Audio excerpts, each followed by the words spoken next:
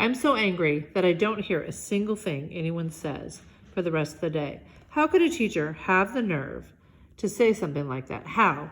How does she think I've been doing my whole life?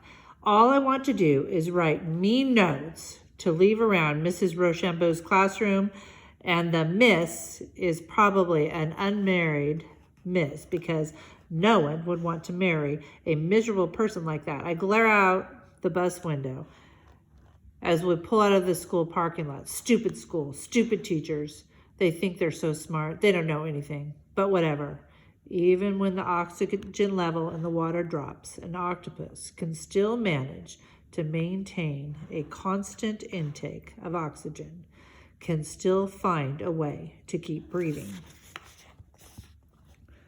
When the bus stops to let off the kids who live in the neighborhood near the hospital, I glance over at Silas. He's tucked into the corner of the seat, his knees up to his chest, and his camo trucker hat pulled down so low that I can't tell if he can see. Silas, who has had plenty of kids trying to make his life miserable. Suddenly, I feel bad about wishing all those nasty notes on Miss Rochambeau. Still, if I told Silas about all the stuff that I have to deal with, would he tell me to suck it up? Silas, I said. Nothing, no response, no word, no twitches. Maybe he didn't hear me. Silas, I call louder. He's like a vault of silence. He has the perfect expressionless wall. I bet anything he's never answered a single question in class. We get off the bus and the other kids from the bus stop have spread in other directions. I look over at Silas again, and this time he looks back. Hey, I say. Hey, he says, all normal. Like his on-off switch has been flipped, and of course, he can talk now.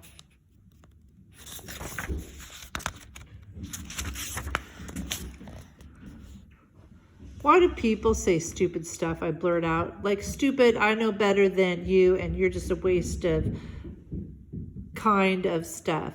Silas doesn't answer. He's still walking alongside me, but his face has changed, like he's gone back to an emotionless wall that isn't going to let anything in or out. Silas, I say. I don't know, he whispers.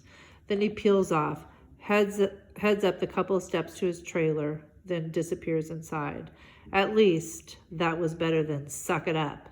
As soon as I walk into the trailer, I remember today is the first of the month, which means a refilled EBT card, which means a stocked fridge, cabinets with cereal, a new full bag of chicken nuggets in the freezer. I go straight over to the fridge and examine its contents.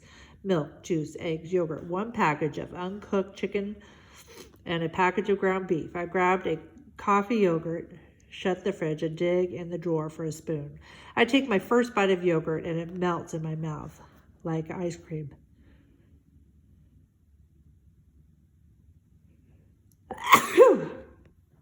It's like my old competent mom is back. And that mom knows I love yogurt coffee, because when someone is doing the best they can, you don't tell them to suck it up. The right thing to do is buy them coffee yogurt.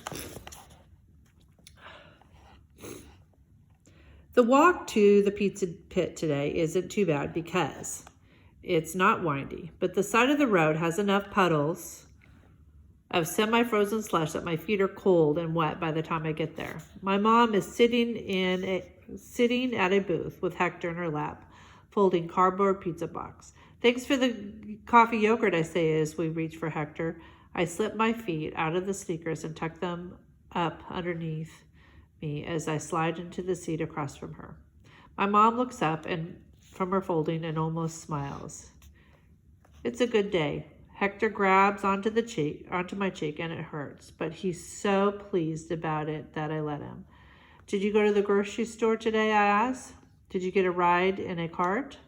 Walmart, not the grocery store, my mom says. There's a spark in her eyes, the old mom kind of spark, like that bag of chicken nuggets was $2 cheaper than anything they have in the grocery store. And then with all the savings, I was able to make another payment on the phone bill, and that gets us closer from getting out from under that ridiculous interest rate.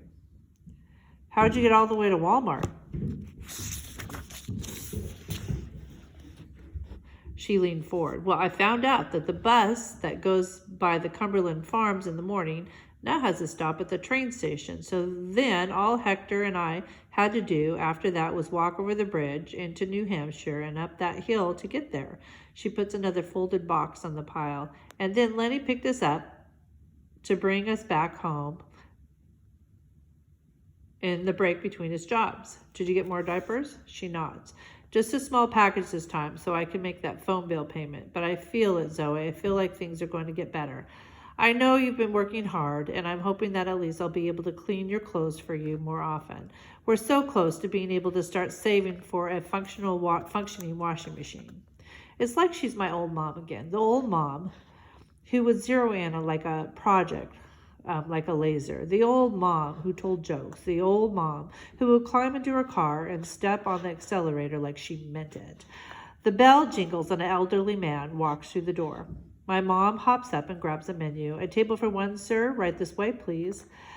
At one of the restaurants my mom used to work for before her teeth got bad, it was fancy enough to have a hostess separate from the waitstaff, but kind of like it smaller, like this.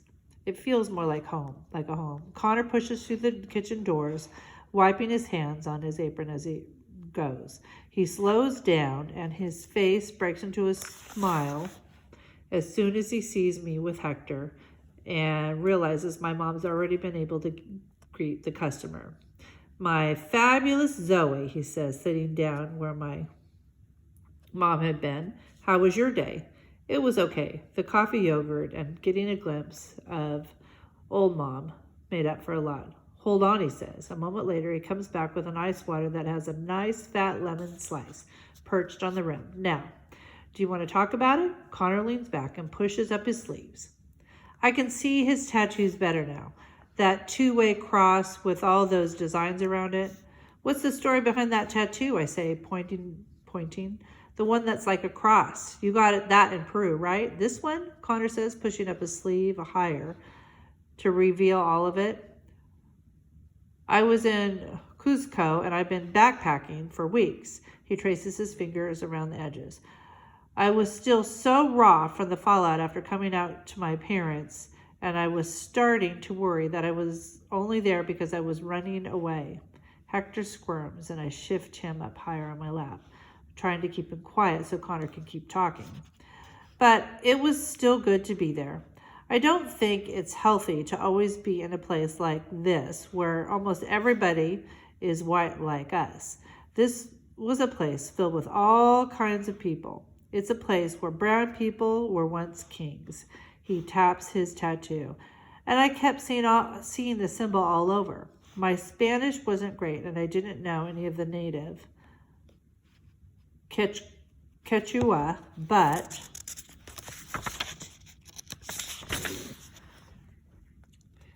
I got up my courage and did my best to ask a woman selling souvenirs what it meant. Hector keeps squirming, and I spread out the sweet and low packets on the table for him to play with. She said it's called the Chicana and that there are different interpretations of its meaning, Connor says, leaning forward. What she believed, though, was that it represents the state in which all things are their complete selves, and that the empty space in the middle of the cross was a portal for people to enter and fully understand how we're all children of the stars. That was the moment. He looks out the window and smiles. I wasn't running away anymore. I had run to what I needed to find.